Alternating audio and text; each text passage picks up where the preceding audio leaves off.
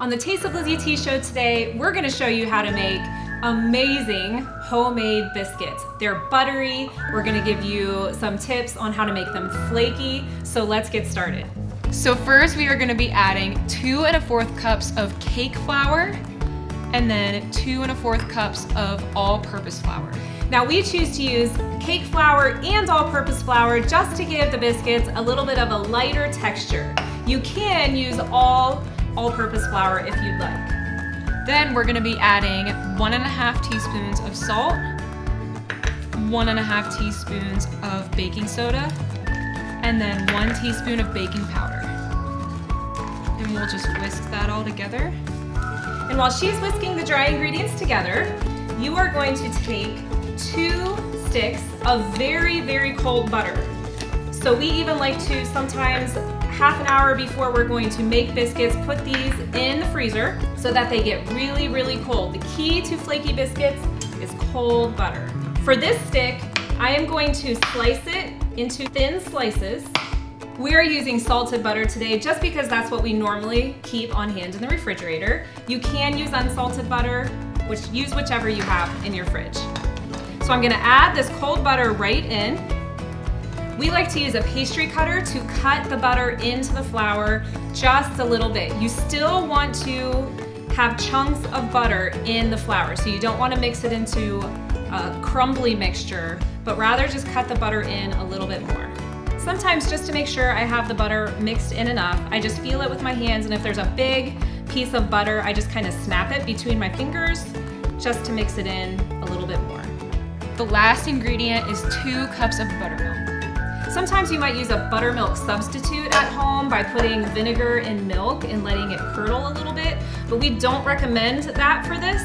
We recommend buying buttermilk from the refrigerator section. It's just nice and thick and will make these biscuits turn out so perfectly. You want to mix this just until it's combined.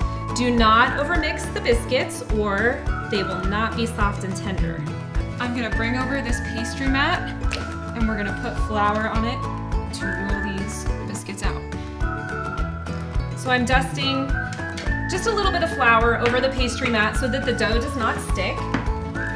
And I'm gonna turn the dough out onto the mat. And as you can see, it's not really holding together in a clump yet, and that's okay.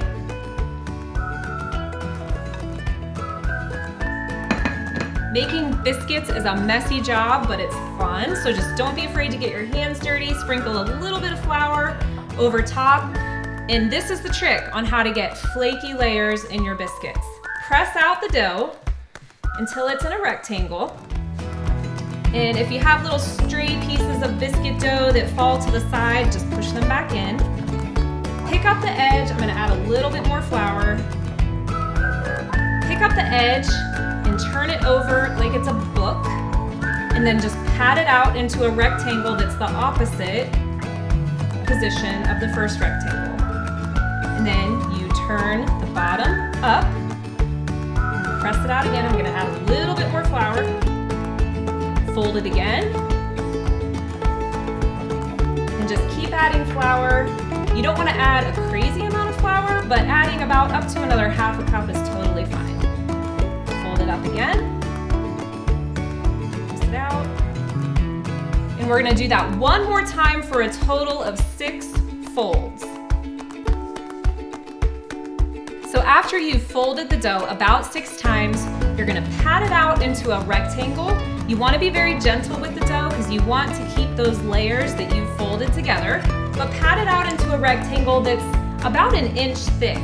The thicker the rectangle is, then the thicker your biscuits are and the more they will rise. So now we're gonna cut out our biscuits. You're gonna need a sharp biscuit cutter for this, and you're just gonna wanna put it in a little bit of flour and cut it straight down and then straight back up. If you twist the cutter, it'll seal the edges of the biscuit, and then the biscuits will rise as nicely. We usually get about 12 to 14 biscuits out of this recipe. It really depends on the size of the biscuit cutter that you have and how thick you've rolled the dough. After you have the first set of biscuits cut, you're gonna take away the scraps and then transfer the cut biscuits to a baking sheet that you've lined with a silicone baking mat so that the biscuits do not stick. You want to be sure that the biscuits have at least 2 inches in between them. Don't pack them too closely on the baking sheet or they won't rise like they are able to. You can take the rest of the biscuit dough, pat it out again, and cut more biscuits. But it's important to remember to cut as many as you can the first time you pat it out, because the second time you pat it out, the biscuits will end up a little bit more tough than the first set of biscuits. So we are going to bake the biscuits right away at 475 for 5 minutes. Then without opening the oven, we'll turn the oven down to 425 and cook them for an additional 8 to 10 minutes. So in less than 15 minutes, you have tall, flaky, buttery biscuits.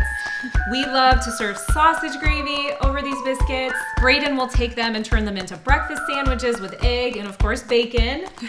And fried chicken and biscuits, that's always a classic.